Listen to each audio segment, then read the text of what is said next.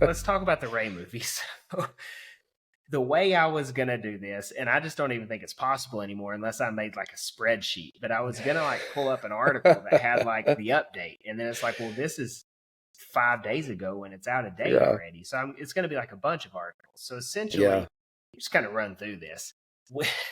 We've got, so they're on like their third writer, director, whatever, for Rey movie. It started off, it's been, when did they announce it? Star Wars, the last Star Wars celebration they had, which was in London, which has been like a couple years now. So you've got the Rey movie announced, they've got their story put in, the writer like put the story out there, got canned or left the project or whatever. Then you've got the is it the Peaky Blinders? He was gonna do it, and then I guess Peaky Blinders called again or something like that. So who knows? He's out. And so now like we're in the process of getting a new group to do this movie, but they keep saying all is still well.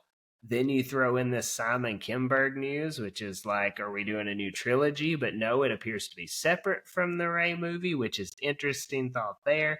Then we like have Daisy Ridley saying, hey, things are going good. It's like, well, I don't know, Daisy, things don't appear to be going very good. Yeah. But she's saying all the right things. Like, it's exciting. I can't wait to be Rey again. I'm nervous about it, but it should be fun because it's been so long. Then you get like the idea that in the Rey movie, she's going to be like this Obi-Wan figure, which I think is a killer way to go about this. It's going to be 15 years after Rise of Skywalker. So I don't know. She'd be kind of young to be at that point there. So I don't know. Maybe that time jump ends up being longer. Maybe it's just figuratively like the Obi-Wan figure. But this movie's all over the place, if it even happens at this point. Look, the number of movies that Disney has announced in the past 10 years, I'd be curious as to how many movies have they announced? Like just even as a concept. I saw it on the Threads the other day. First off, they need to chill with that. Quit announcing stuff if you don't even...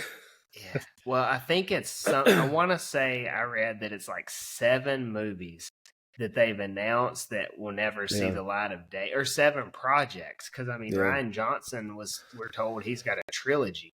Then you've got, which I did see, Diamond Figs, Will of the Force said, he put up a post on his Instagram or Threads or something that the Rogue Squadron, the report is that it's still in production. So listen, I hope so. I know you want it. Yeah, that would make my day. But yeah, man, it's a mess. The point remains, they announce a lot of stuff. I almost think they're just throwing stuff out there to see what sticks, and then they go with it. But which I is think a terrible the Rey idea. movie, it is, but I think the Rey movie would stick. I really do. No, and that's the thing, is like, that's why I wish they would commit to something and run with it, right? Not wait to see what backlash is, not wait to see how the audience, because there will be someone mad about what you do. No matter what you choose to do, someone's going to be upset. Unfortunately, that's the nature of the world. Everybody has a voice now, which is not a bad thing. We have one, though. Yeah, right. It's not a bad thing that people can vocalize whatever they want to vocalize, but at the same time, you can't listen to everybody.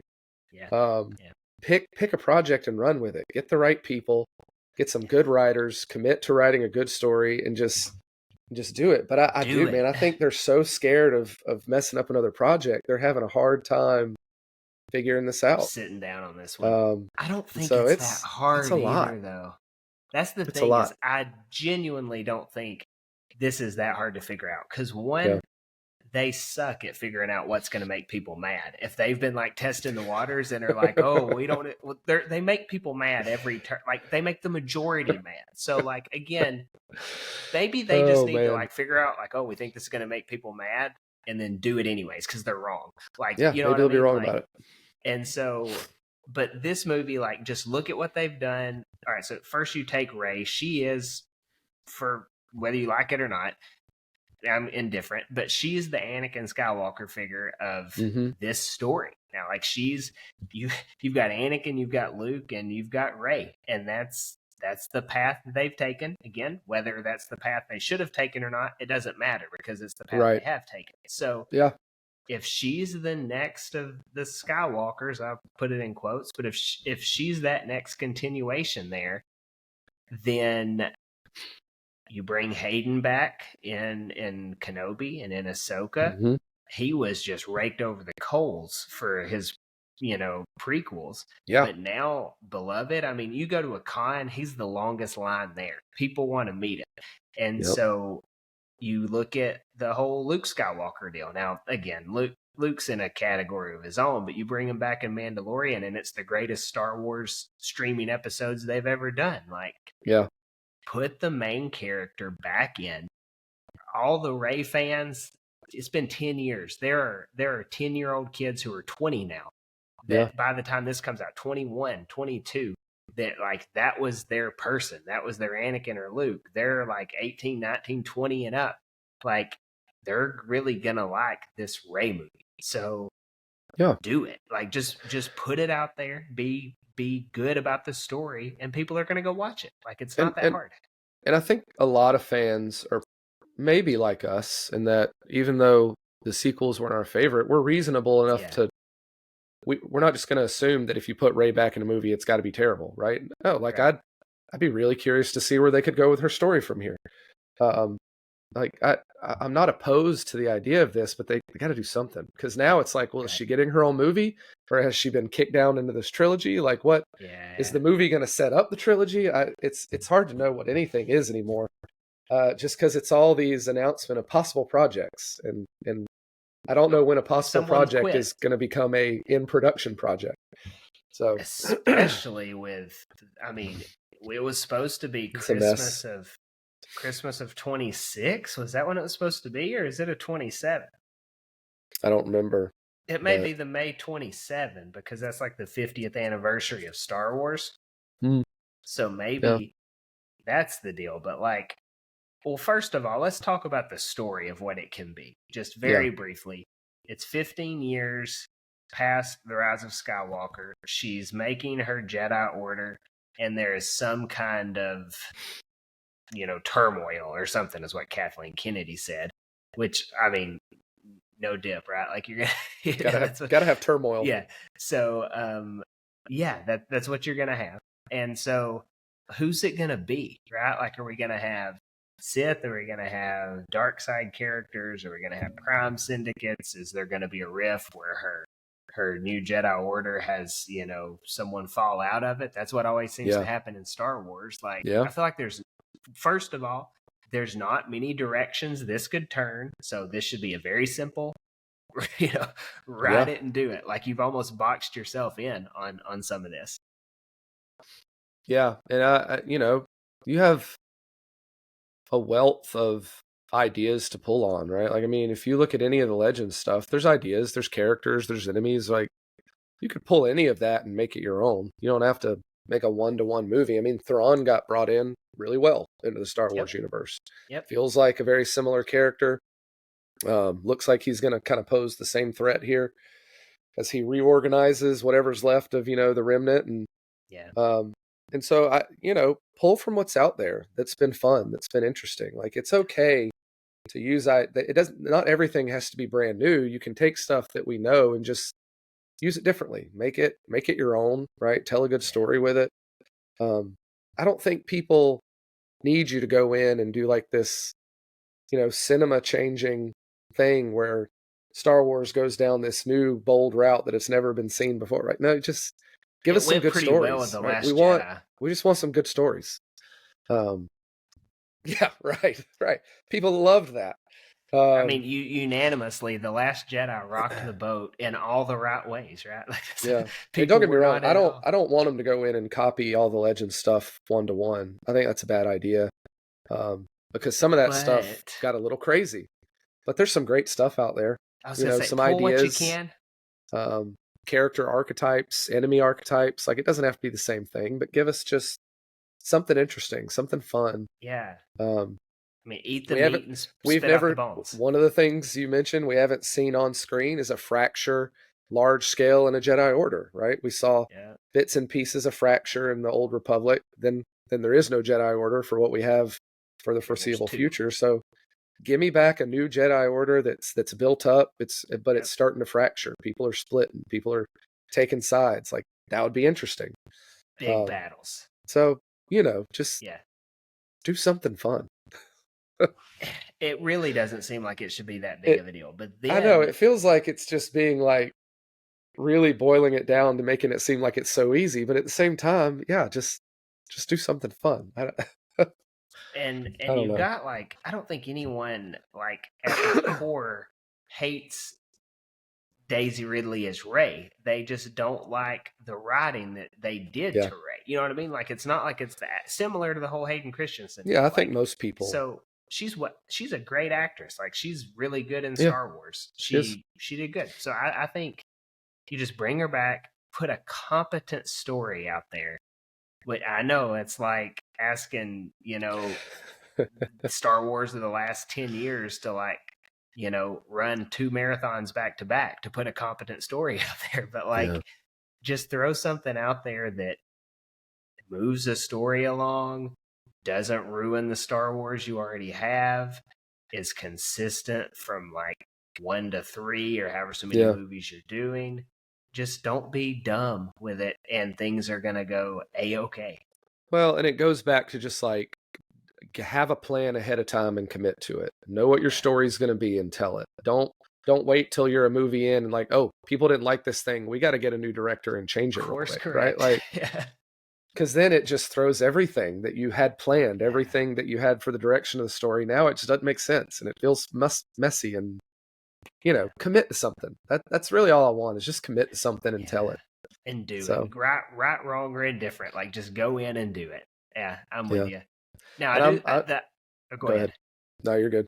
Well, I was just going to say, the idea with, like, her being this Obi-Wan Kenobi figure, I think there's some cool stuff to that. And one, is she going to be an Obi-Wan Kenobi figure as in she's lost everything and that's where we pick up with her? Or is she going to be an Obi-Wan Kenobi figure in that she's like a New Hope Obi-Wan? Like, okay, I'm hopping back in the game and we've got a big threat to stop. Because depending on which way you go there, like if you go Kenobi Obi-Wan, we're just a beaten down, broken person, versus the New Hope Obi-Wan, because the New Hope Obi-Wan implies that there are these two great big forces and he's got to hop in, or she's got to hop in and get into this big fight that's already happened. They can't do that again. They can't have there's already a fight going on, Rebels and Empire, First Order and Resistance type thing, because then you've just not explained the whole thing again like they did in 7, 8, 9. But if it's she's lost everything and she's getting back up on her feet, and then you hop into a new Star Wars trilogy of 10, 11, and 12, like Rey movie is launching point to that new trilogy, I think that's an interesting idea. Yeah, because that's the thing, is if you're going to position her in the position of like Obi-Wan, who's lost everything and is now kind of trying to guide the hero on their journey, you're either going to have to skip over a lot, or you're going to have to tell that story ahead of time somehow. Like, if that's who she's going to become, you got to tell that story first, right? Like, what happened? Why is she this person now? Or we could go, maybe we go back and she's like Kenobi, prequel Kenobi, where she's just kind of she's the leader in this Jedi Order. Yeah, she's the leader. Like, everybody knows who she is. Like, she's the Jedi, right? Like, Kenobi was the guy, right? I mean, Anakin kind of stole the spotlight, of course, but I mean, Kenobi was the master. He was. He just wasn't the chosen one, but he was the master. Now, I'm going to ask you this before we finish this. Do you trust them to make a good Rey movie? Man, it just goes back to what are they trying to accomplish? If they quit worrying about, okay, who's going to be mad? What are they going to be mad about? How do we counter what they're going to be mad about? If we have X, Y, and Z in the movie, that's going to make these people mad. So then we got to have A, B, and C in the movie to make sure these people aren't mad. But then where are we going to fit in, QRST, UV? Because that's going to make these, like, if they take that approach where they're so concerned with we gotta have everything in a row so that every single Star Wars fan out there is happy and there's no backlash whatsoever, then no, I don't think they have a chance of making a good movie. I think they just need to get back to square one, get a writer who wants to write a good story, and let them write a story, commit to it, get people on board with the story, and then tell it like that. Yeah. Just do that. Again, I know that seems simple, but I think once you start bringing in all the other stuff of worrying about who's going to be mad and who's going to like it, and I think you're shooting yourself in the foot. So find someone who really wants to write a Star Wars story, who's like, man, I have this great idea. I have this story. Like, they have a passion about it. Not someone you got to go track down and beg them to do the story for you. Find somebody who wants to do a story and let them tell a story, and let them do it. Commit to it. Yep. That's I don't know. That's where I'm at. I don't know what else to say. Looking at history, because right now I don't know when I'm going to see another movie. That is true. So, looking at Star Wars history since 2012, since 2012, they'll figure that out. They've already, they're almost done filming. But since 2012, if you want to look at how, Kathleen Kennedy's batting average, she made a lot of money. Yeah, but she's not overseen consistently good stories. And so, since it has not been consistently good, I feel like it's a coin flip. Now, in our opinion, it's not been consistently good. Sure. Some people think it's been great, but everything has not been a hit for me. I think it's been more hits than not, but the misses have been big. Agree. So it's not misses like, you ground out, when you advance the runner. This is misses like you struck out in the bottom of the ninth with the bases loaded type, misses. Yeah. So again, I don't know that I expect anything good to come out of this, but I hope that it does.